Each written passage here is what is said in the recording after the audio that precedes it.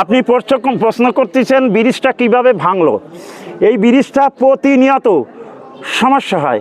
ওখানে motor cycle এবং van cycle অগণিত ছাত্রছাত্রী লোকজন মালামাল নিয়ে পার হয়, এমনকি ভ্যানে 30 মণ 25 মণ নিয়েও পার হয়। এখানে প্রতিনিয়ত মাসে মাসে ওই কাঠগুলো ভেঙে যায়। সঙ্গে সঙ্গে আমি ওখানে কাঠগুলো আবার লাগাইতে লাগাইতে আমার অবস্থা খারাপ হয়ে গেছে, কারণ এই আর্থিক অনটন হয়ে গেছে ওই ব্রিজের জন্য।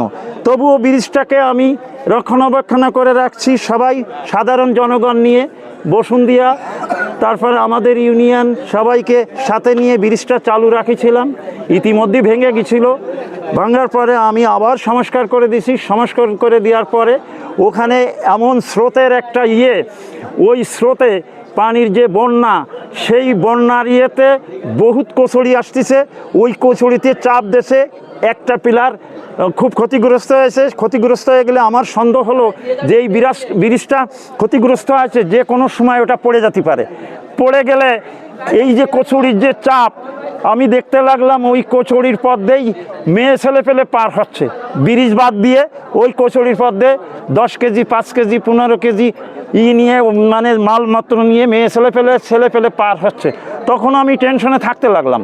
এর ভিতরে আমি সারা 2 রাত পাহারা দিলাম, যে কোনো সময় ভেঙে যেতে পারে, লোকজন মারা যেতে পারে।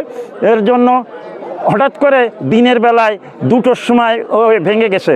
ভেঙে যাওয়ার পরে যে দেখি যে অবস্থা খারাপ, এই জন্য ওই কাঠগুলো ভেসে গেছে। ওই কাঠগুলো সংগ্রহ করার জন্য আমি মাইকিং করতেছি যে কাঠগুলো যাতে দিয়ে যায়। সাথে সাথে আমি একটা কথা বলছি যে ওই ব্রিজটা শুরু হয়ে গেছে। আমি সরকার বাহাদুরির কাছে জেনেছি, যারা ব্রিজ করে আগামী মাসের যে কোনো দিন ওই ব্রিজের কার্যক্রম শুরু হয়ে যাবে। এখানে 20 কোটি টাকা আছে বরাদ্দ, এবং 24 ফুট আড়ে, লম্বা আছে 90 মিটার। এই ব্রিজটা হবে দৃষ্টিনন্দন ব্রিজ, অর্থাৎ চোখে দেখার মতন ব্রিজ। হাতিরঝিলি যে ব্রিজটা, ওই হাতিরঝিলি ঢাকার যে ব্রিজ, ওই ব্রিজের মতন ব্রিজ হবে।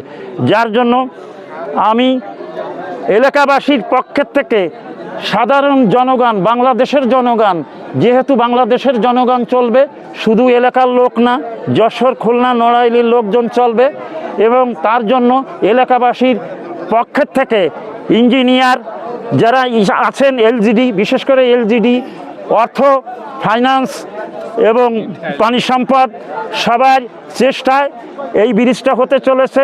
বিশেষ করে সাংবাদিক ভাইয়েরা, মিডিয়ারা যেভাবে দেখাইছে, মিডিয়াকেও ধন্যবাদ জানাচ্ছি সব স্তরের জনসাধারণকে, যাতে ব্রিজটা দ্রুত শুনেছি আগামী মাসের যে কোনো সময় শুরু হয়ে যাবে কাজ। এই আগামী মাসের যেন শেষ হয়, এই কাজটি যেন শুরু হয়, এই আহ্বান জানাচ্ছি সরকার বাহাদুরির কাছে।